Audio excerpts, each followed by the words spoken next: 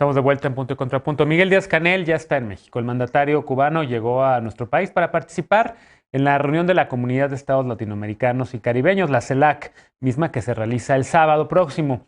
Pero el presidente de Cuba llegó antes para estar también en los festejos por el aniversario de la independencia de nuestro país. Y aunque no estará abierta al público, la ceremonia del grito que encabezará mañana el presidente López Obrador tendrá a Díaz-Canel como invitado especial. Veamos el contexto. Por tercera ocasión, el presidente de Cuba, Miguel Díaz-Canel, visitará México. El mandatario llegó a nuestro país para la celebración del 211 aniversario de la independencia y el sábado participará en la reunión de la Comunidad de Estados Latinoamericanos y Caribeños, la CELAC. La primera vez que Díaz-Canel visitó México fue cuando asistió a la toma de posesión del presidente López Obrador. En 2019 regresó para reunirse con el mandatario mexicano. El presidente López Obrador ha manifestado en diversas ocasiones su solidaridad con Cuba. En julio pasado, tras asegurar que Cuba es un ejemplo de resistencia y merecía ser declarada Patrimonio de la Humanidad, pidió acabar con el embargo y las sanciones económicas impuestas por Estados Unidos al país caribeño. También informó que Díaz-Canel le envió una carta explicando la difícil situación que se estaba viviendo en la isla durante la pandemia por COVID-19 debido al bloqueo. México envió alimentos, suministros médicos y 100,000 barriles de combustible como ayuda humanitaria. En 2020, personal médico de Cuba fue contratado por el gobierno de la Ciudad de México para atender a pacientes COVID. En abril, ambos mandatarios tuvieron una charla telefónica para hablar sobre cooperación, integración regional y la estrategia de lucha contra el COVID-19. El presidente López Obrador dijo que agradeció a Díaz-Canel el apoyo de enfermeras y médicos enviados por ese país para enfrentar la pandemia. Miguel Díaz-Canel, considerado un heredero de la Revolución Cubana, fue nombrado presidente en abril de 2018 tras el retiro de Raúl Castro. Estará al frente del gobierno cubano un máximo de 2 periodos de 5 años cada uno. Punto y contrapunto. A ver, empiezo contigo, Alejandro. Ha causado polémica esta visita, sobre todo por lo que mencionaba al principio del programa, por la reciente visita del partido de ultraderecha Vox y su reunión con senadores del PAN, con 15 de 25 senadores y senadoras del PAN.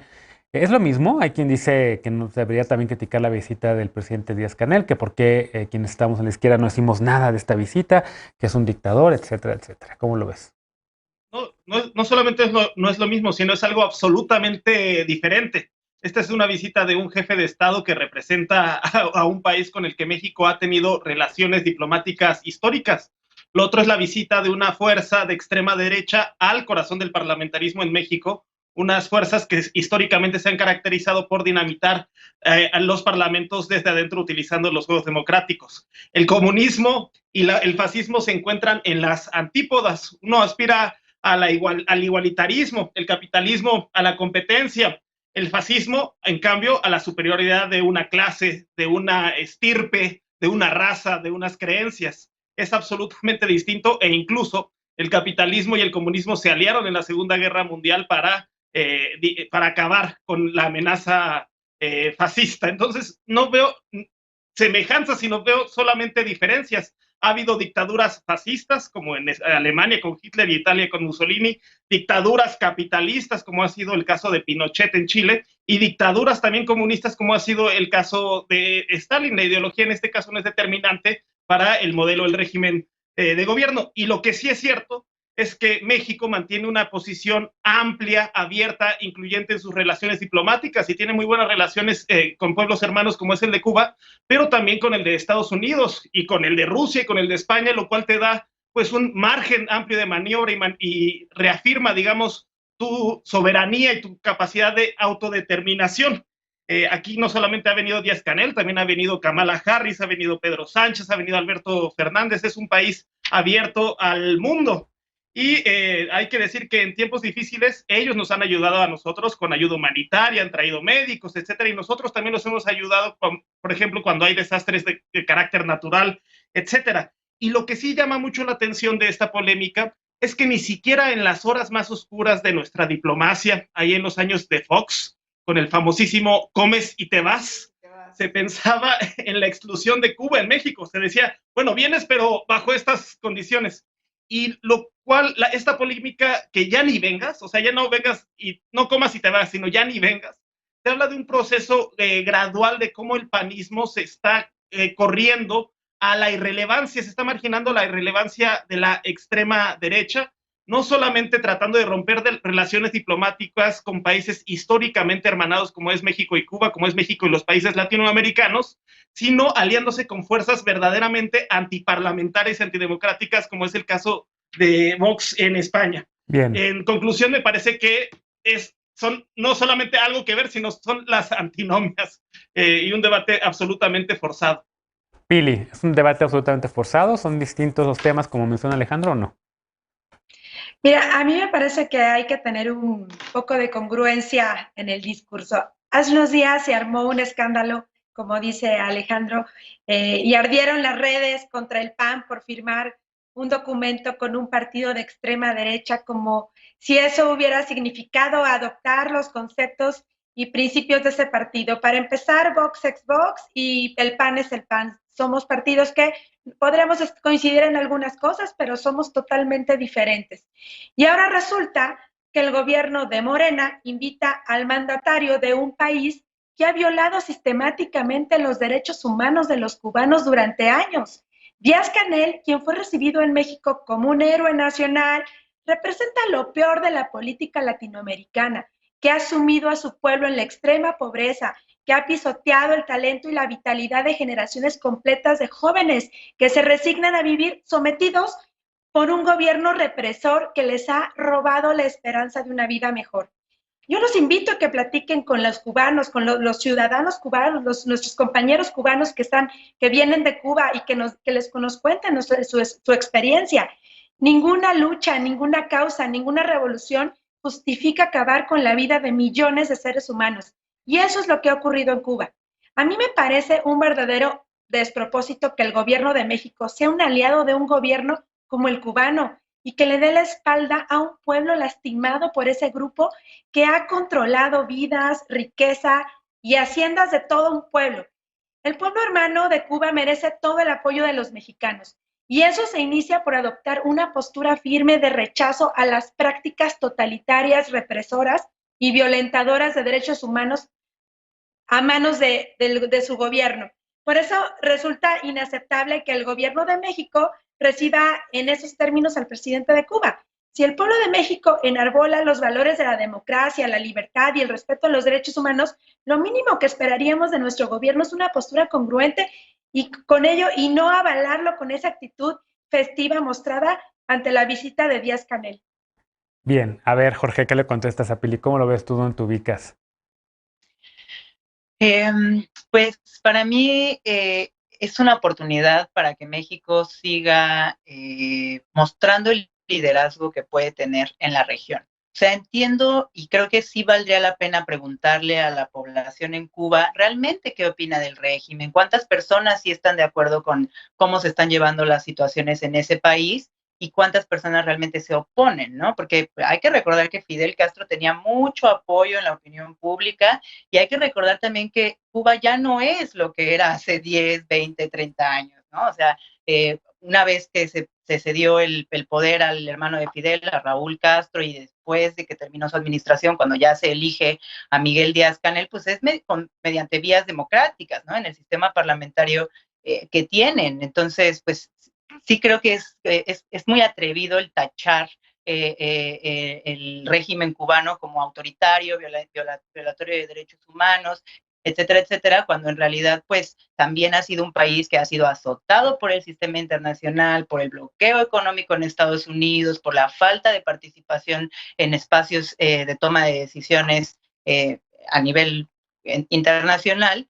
Entonces, pues creo que esas son como cuestiones que se tendrían que incorporar en la discusión, ¿no? Para mí, nada más para comentar la comparación con Vox, pues es que creo que sí hay muchas coincidencias entre ambos partidos, ¿no? Son antiderechos, van en contra de las minorías y que eso es lo que no podemos permitir en un convenio, en una colaboración entre naciones o entre grupos fácticos, ¿no? Y nada más quería resaltar que esto para mí es un logro más, así como Arturo Saldívar mostró su liderazgo progresista con estas últimas decisiones de la Corte, con el tema de cannabis también, que quiero mencionar que para mí también es una forma de limpiar su nombre respecto al todo lo que ha sucedido con la extensión de su mandato, ¿no? En el Poder Judicial, y que después renunció a él, pero de todos modos pues, es una mancha que quiere enmendar, probablemente. Pero con el tema de Marcelo Ebrard, para mí esto es un logro más, ¿no?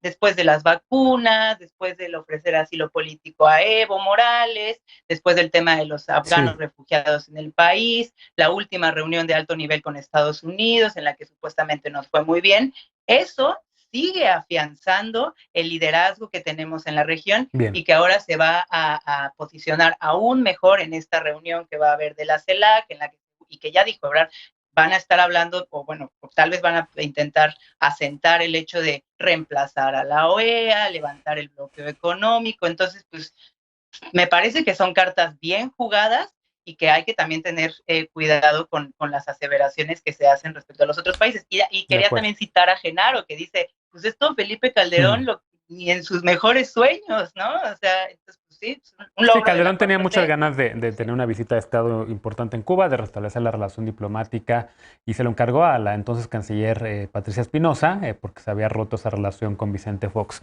Pero, Veloz, a ver, yo sí entiendo que haya quien critica esto. Yo recuerdo cuando estudiaba en Nueva York, justo, la visita del presidente Ahmadinejad, quien era presidente de Irán en su momento a las Naciones Unidas, e incluso a la Universidad de Columbia, para dar una conferencia, y desató eso toda una polémica, porque Irán era un régimen represor, porque Ahmadinejad negaba la existencia de personas homosexuales y lesbianas, entre otros temas, ¿no? Y al final hubo tanta polémica que no recuerdo si Colombia le retiró la invitación al presidente iraní, pero sí generó por lo menos esta masa crítica. Un poco lo que está diciendo Pili, lo que están diciendo también algunas de las personas que critican la presencia a tan alto nivel del presidente cubano, pues es que en efecto en Cuba faltan libertades, es que en efecto en Cuba, tú has visitado Cuba y lo sabes también muy bien, podrá tener algunos indicadores interesantes y buenos respecto a salud, pero libertades es otra cosa.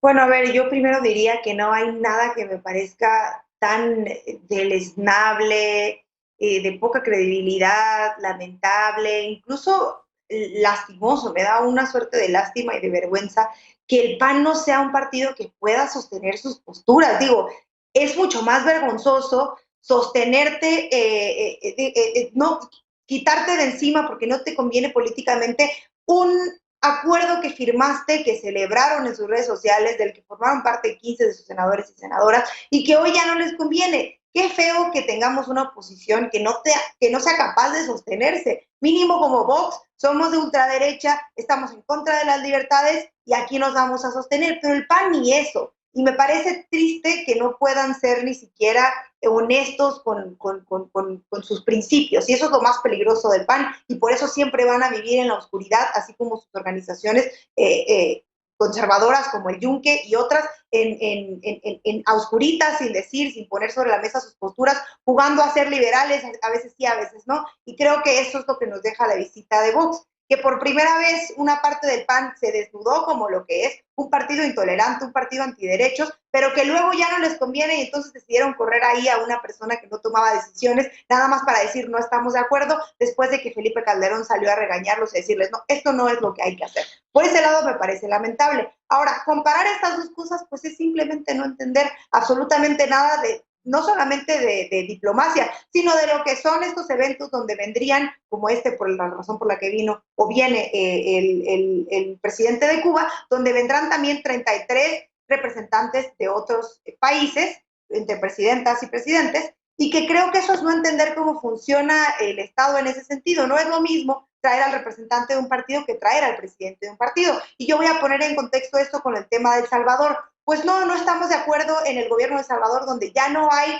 otros poderes más que el presidencial, donde se está viviendo una dictadura, donde ya dejó de existir el Congreso, donde no existe la Suprema Corte de Justicia, un gobierno de ultraderecha, pero si tiene que venir el presidente de El Salvador, porque es el presidente de El Salvador, pues tendrá que venir el presidente de El Salvador a estos eventos. El PAN ya ni siquiera es un partido de Estado, ya no sabe, ya no reconoce eso, y me parece mucho más peligroso porque se han abocado a solamente hablar de lo que consideran democracia y no, y para el PAN lo que es democracia es un golpe de Estado como el de Bolivia, y esa sí es a las presidencias que consideran y con las que quieren establecer sus vínculos. Creo que el PAN puede firmar y hacer los convenios que quiera con otros partidos, pero creo que entorpecer espacios diplomáticos de diálogo, donde México queda muy bien parado, donde se van a discutir cosas de importancia política y no cualquier Bien. cosilla que tenga que ver con la libertad de las mujeres o no, o si nos caen bien la diversidad sexual o no, o si es del diablo ser gay o no es ser gay. Eso es lo que me parece peligroso, que tenemos ya una oposición que no entiende ni siquiera la responsabilidad que tiene México de manera diplomática, y eso es lamentable y no merece ni siquiera una discusión seria, porque no lo es. Se acabó el tiempo del programa, pero si quieres, Pili, te doy rapidísimo 30 segundos para contestar. Gracias, Fernando. Nada más aclarar a Estefanía que esa reunión con Vox fue a título personal del coordinador del Senado, Julen Rementería, y lo declaró así. No sé si viste la postura del PAN a nivel nacional, que a nivel nacional no estábamos de acuerdo con esas... No, pues no lo puedo sostener porque nosotros no estuvimos enterados de esa reunión. Bien. Y también levantaste la mano, Jorge, rapidísimo porque nos acabó el tiempo, porfa.